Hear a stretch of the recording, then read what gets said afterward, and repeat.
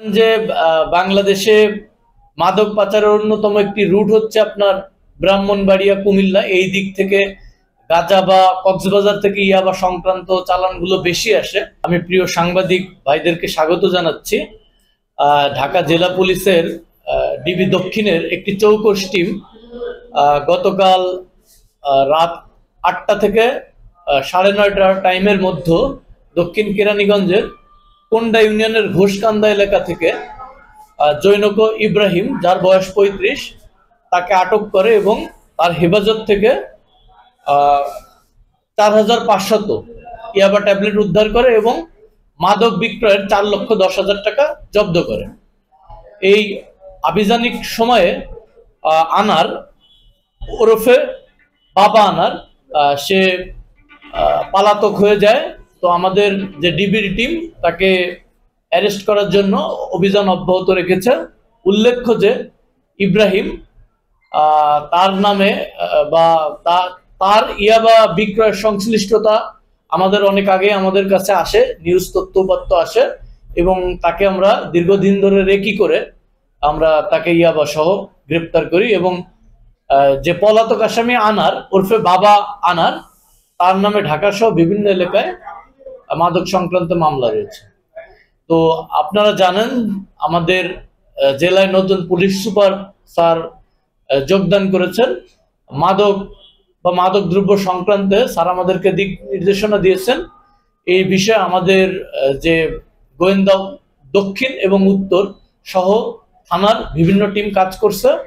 আমরা এই কেরানীগঞ্জ এলাকায় মাদক মুক্ত করার প্রত্যয় নিয়ে আমরা দিনরাত কাজ করছি। ধন্যবাদ।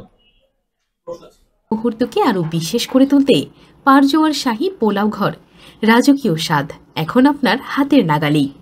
যে বাংলাদেশে মাদক পাচারের অন্যতম একটি রুট হচ্ছে আপনার ব্রাহ্মণবাড়িয়া কুমিল্লা। এই দিক থেকে গাঁজা বা কক্সবাজার থেকে ইয়াবা সংক্রান্ত চালানগুলো বেশি আসে। তো আমাদের যে এই যে যাত্রাবাড়ির যে রুট, এই রুটটার দিকে আমরা সর্বদা থাকি আর কি, সজাগ থাকি। তারপর আসলে মাদক তো ইজিলি ক্যারি করা যায়, এখনকার যে মাদক এগুলো ইজিলি ক্যারি করা যায়। আসলে তারাও সময় সময় রুট পরিবর্তন করে যারা মাদক ক্যারি করে, আমরাও আসলে ওইভাবে গোয়েন্দা তৎপরতা রাখি। আমাদের অ্যাকশন গুলো রিঅ্যাক্টিভ এবং প্রোঅ্যাক্টিভ দুই ধরনেরই হয়ে থাকে আর কি।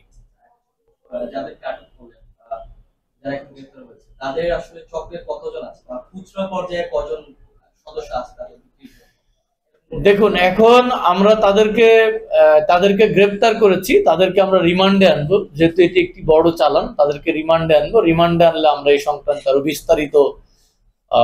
বিস্তারিত তথ্যপাত্র পাবো এবং যেহেতু অভিযান আসলে চলমানও আছে, সেহেতু আমরা পুরাটা এভাবে ডিসক্লোজ না করি আর কি।